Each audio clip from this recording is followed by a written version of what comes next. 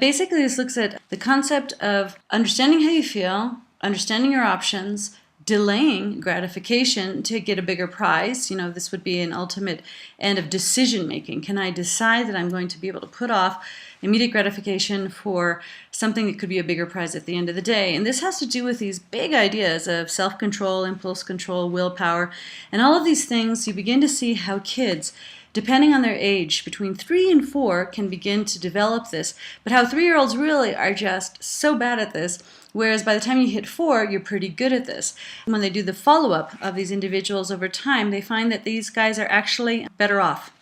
I invite you to read the book so that you can actually get a better sense of this, but right now we'll look at the video.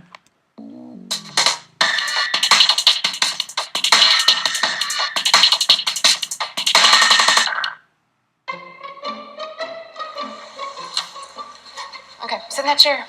All right, here's the deal. Marshmallow for you. You can either wait, and I'll give you another one if you wait, or you can eat it now. When I come back, I'll give you another one, so then you'll have two. But stay in here and stay in the chair till I come back, okay? All right.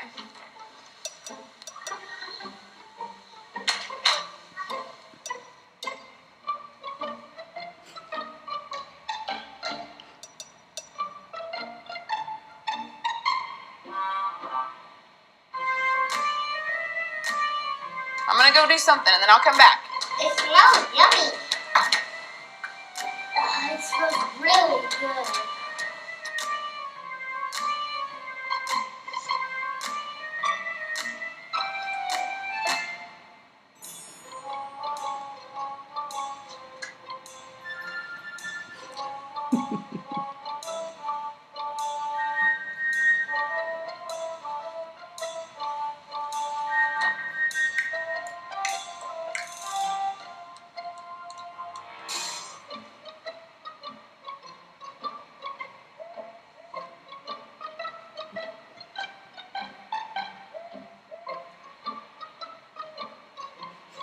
Alright, so it's up to you. You can have it now or you can wait. Okay?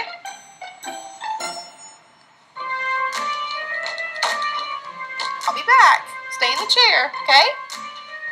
Okay. This is the little one.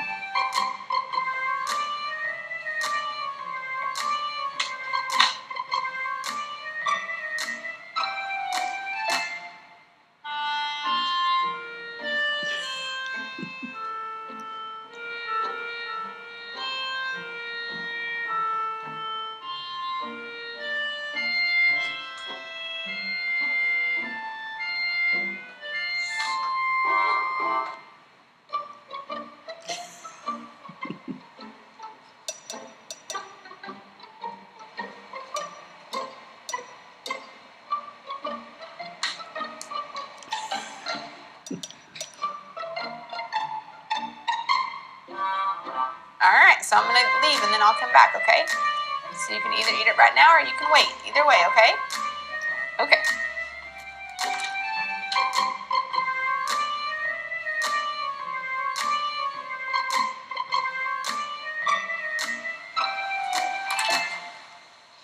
How'd you do? Did you do good? You did? You wanted to eat it, didn't you? Yeah. So did I tell you to give you another one? Okay, now you can have both. You need them.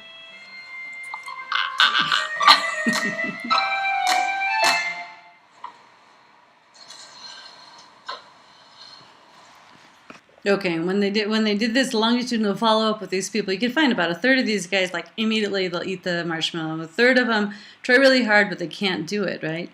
And then there's this really special third of people who can actually put it off, right? And so what did they find out about them? I invite you to do the research and show yourself, okay? Emotions in the brain, some highly recommended resources. Antonio Damasio is actually really one of these leading experts in this area on emotions in the brain, if you're interested in this angle of emotional studies. So then after you've viewed some of the different studies that are out there, I invite you to actually have this big reflection, which is still in debate. You know, what is more important, emotional intelligence or general IQ? You know, being able to be smart. Well, how important is it to be smart in a social context versus in academic contexts? And what does the world really need right now? That's for you guys to debate. Okay, so last 2 points. Why is emotional intelligence so different from multiple intelligences? When Howard Gardner threw out the inklings of this idea, this is 30-something years ago, right? He did not include emotional intelligence is because he had certain parameters. Basically, this is something that is certain networks in your brain that can be stimulated and improved upon. And here's where we differ. Emotional intelligence is all over the place in the brain. Well, you might say there's certain networks that are related to decision-making, interpretation of emotions. There's others that are involved in generation of emotions. And so you basically can't nail down where emotions are in the brain. So hopefully you guys are really clear about the myth of having, this right emotional brain versus this left logical brain. That is not true. That is just not true. So we have this highly intricate set of neural networks in the brain that are related to emotions, which makes it really hard to nail it down and to say, okay, this has evolved, right? So we have difficulty in measuring it, and we have difficulty in understanding how it's linked to all these other things. While Gardner, and you can look on his own webpage, he talks about this, about his reaction to emotional intelligence, thinks it's a great addition, nice thing. Same thing with, moral intelligence. He thinks those things are really nice ideas, but since they don't meet his original criteria, he's stuck to these 7 ideas with adding on the naturalistic concept as an 8th intelligence, back in 2000. So it's not something that he's added to his list of things. He doesn't say it's wrong. He actually, appreciates emotional intelligence, but it's not part of his, the theory of multiple intelligences. Is there a difference now, finally, last point, between emotional intelligence and social cognition? Social cognition is your ability, unconsciously or consciously, to transmit and interpret in feelings of others. We use this a lot in education because it's very important for teachers to understand how their emotional state can really be contagious and infect the whole classroom, right? So we know that how an individual feels can trigger the change in emotions in the entire group. So this is different. If you had a highly working emotional intelligence system, you would understand that you have to, at one level, be able to manage the emotions of others, right? So this would be where social cognition comes into play. So you might say that social cognition is a kind of a sub-area of emotional intelligence. Okay, so if we look at it this way, you have in social cognition, you have things that individuals do, and then you have individual factors of those individuals that affect that social environment, right? And this environment is changed by how people act outwardly, their behavior, and how people feel based on their past experiences. So that changes your dynamics.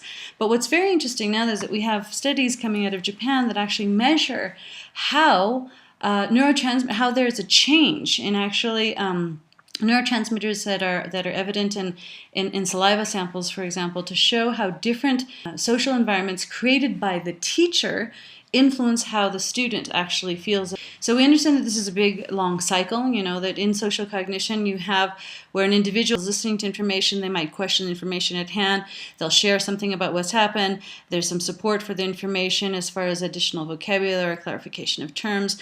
The teacher might challenge them on what do they really know about these things. There can be this dissonance, there's this moment of, well, I'm not sure, I'm confused, and so that you have this cognitive dissonance, then you can give some feedback to the person so they can continue to learn. And they continue to have these types of experiences that change, they transform the individual.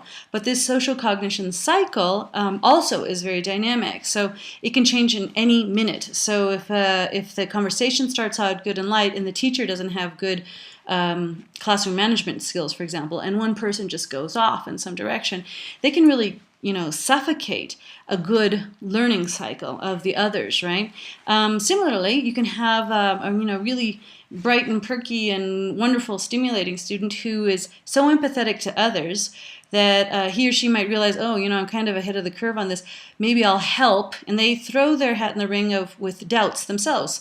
Whereas they might be pretty clear, they're sensitive enough to how the others are moving along that they want the group to move together, and so they don't show off what they know. They try very hard to bring the whole group along together. So you can have a lot of very interesting dynamics in a classroom, most of which are things that are led by individual teachers. Mainly that's because we have teacher-centered classrooms. But if we had better management styles in our classroom, you'd have a lot more equity as far as the input from all the different individuals in the room. Okay, as we know that the brain judges faces and voices almost unconsciously and immediately when we meet people. And so first impressions are lasting, right? So what you first think about an individual can really shape the way you choose to interact with them, because you think, oh gosh, the first time I met him was so scary. You might, back away from further interaction. What you have to realize, though, is that you should be open, because we know that these things can change over time. People evolve, and people can actually learn to modify their own behavior, and you can find them not so scary the next time, right? So long as we can keep our threat level or perception of threat lower, then we can be open to new experiences in our contact with other individuals. Finally, stress is both positive and negative. You need stress to stay alert. If you're not alert, you're not paying attention. But on the other extreme of things, you are too stressed to pay attention. And we know that at both extremes, when you're totally asleep and when you're highly anxious, there's no learning happening, right? So we're looking for this nice fine balance here. It's called eustress, where you're actually alert, but you're not freaked out, okay? And that would be the best level of attention that we look for in a classroom.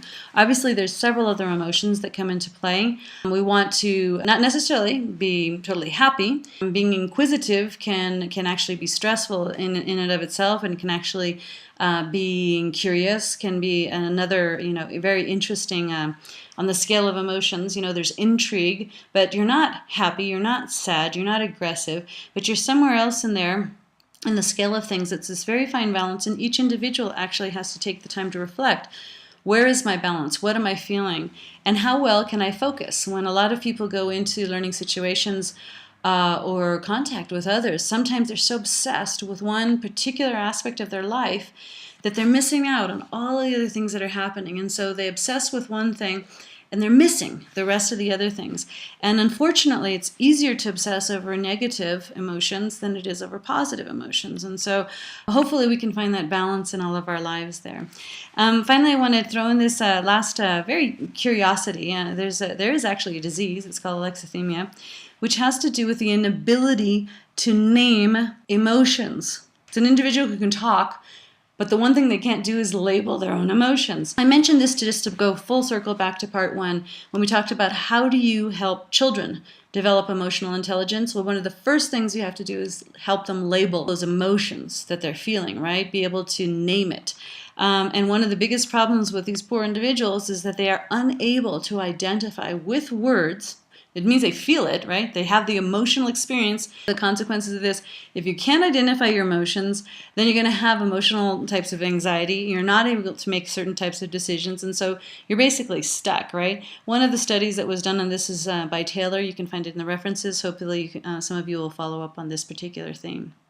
Finally, and on a positive note, to help those small kids, again, develop emotional intelligence, we talked about helping kids, identify what do they feel, how are they good, what do they feel good about themselves, when are those good emotions related to specific characteristics of themselves, right? So that they can actually label that, feel good sensation with how what it is that they are doing, okay?